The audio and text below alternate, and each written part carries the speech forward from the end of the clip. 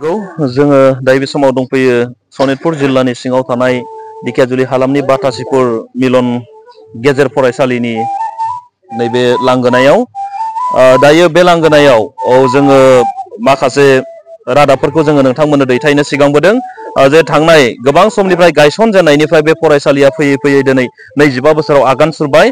बे 25 बोसोराव आगान सुरनायजों लोगोसे दिनै बिथांमोनहा रंजानाय गोसो लानानै गोबांथार बेबायदि गोसो रंजानायजों उत्साह जानायजों दिनै बिथांमोना नैबे 25 बोसोर जुबिलि मोनसे खुंनो थाखाय थागथियारि जागासिनो दङ। दायो जोङो नोंथांमोननो दिन्थिगोन आरो जोङो बिथांमोननिफ्राय जोङो माखासे बाथ्राखौ मिन्थिनानै लागोन जे बिथांमोना बे हाबाफारिखौ खुंनो लागै दासिमाव बेसेबां साखाफारा जानानै दङ।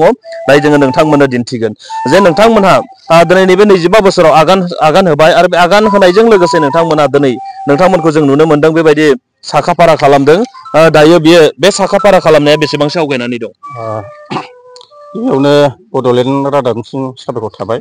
जोङो बाटासिपुर मिलन बर' गेजेर फरायसालिया फैयै फैयै देग्लाय 25 बोसोर जानायलाय बेखौ जोङो रुफाथि मायथाइ फोरबो हिसाबै फालिनो आखायाव लादों। बेयाव जोङो थांनाय एप्रिल दानावनो गासिबो जोंनि बे 50था गामिनि रायजो राजा बिथांमोनखौ लाफानानै सावरायनाय जादोंमोन आरो बे लेखायै जोङो नैबे डिसेम्बर दाननि 14 आरो 15 अक्ट'खौ थि खालामदों आरो गासिबो रायजो राजानि अनसुंथाइ आरो जोंनि बारग' फरायसाफोरनि अनसुंथाइ आरो ओनसोलनि माखासे मेलेमजिबि सुबुंफोरनि अनसुंथाइजों जोङो फैयै फैयै जोंनि हाबाफारिया दा मोगथां महराव मोननो थांगासिनो दङ। बे हाबाफारिखौ जोङो गाजा गोमजायै मोजाङै मोजां खुंफुंनायनि जि लाहार फाहार बेखौ थि खालामगासिनो दङ। दासिमहालागै नोंथांमोना बे हाबाफारिखौ खुंनो थाखाय खालामनाय लाहार फाहारा बेसेबां जौखोन्दोसो आवगायनानै दं? बेथ' जोंनिया फ्राय 75% आवगायनानै दङ। दा 25% एसे दंबावो। बेखौ बे साननै सानथामनि गेजेरावनो जों फोजोबगोन। जे नोंथांमोना बै हाबाफारिखौ खुंनो थाखाय दासिमाव माबायदि साखाफारा जागासिनो दङ?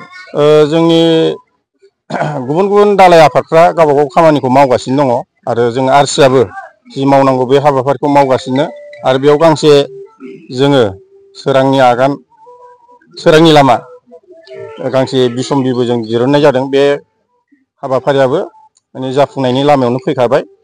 प्रग्राम जानाय समसिमाव बियो मोगथां महर मोनगोन। जे नोंथांमोना स्पेसियेलि बेयाव बे हाबाफारियाव नोंथांमोना सोर सोरखौ आलासि महरै मोननो हास्थायदों आरो सोर सोर नुजाथिफैगोन बे हाबाफारियाव? जोङो गिबि सान 14 अक्ट'खालि गासिबो बे फरायसालियाव फरायनानै साख्रि मावहैनाय फरायसाफोर आरो मोजां मोजां बिदिनो बिजनेसमेन मावनाय आरो लोगोसे बे फरायसालियाव फरायनानै MA पास जानाय BA पास जानाय आरो गोबां माने बायदिसिना ससियेल खामानि मावनानै गावनि लाइफखौ जाफुंसार जानाय जेसेबां बारग' फरायसाफोर दं बिथांमोनखौ हांख्रायनाय जादों। आरो लोगोसे अखानायै जोंनि बे ओनसोलनि 50थासो गामि बे गामिनि रायजो राजा बिथांमोनखौबो जोङो हांख्रायनाय जादों। निस्सय नोंथांमोना दायो खोनानो मोनबाय आरो नोंथांमोननो मिथिबाय जे बिथांमोना मोनसे 25 बोसोराव आगान होनायजों लोगोसे गोसोआव रंजाखांनायजों बेबायदि बे फरायसालियावनो जायफोरा फरायनानै उथ्रिसार जालांबाय आरो जायफोरा बारग'लांबाय आरो गुबुन गुबुन बिभागफोराव दायो बेबायदि साख्रिफोर मावनानै दङ। दायो बिथांमोनखौबो बिथांमोनहा बे हाबाफारिनि गेजेरजों लोगो हमलायनाय हाबाफारिखौ लादों होननानै बिथांमोना फोरमायबाय। दायो नैबे समाव दिखियाजुलिनिफ्राय सकिय बसुमतारी।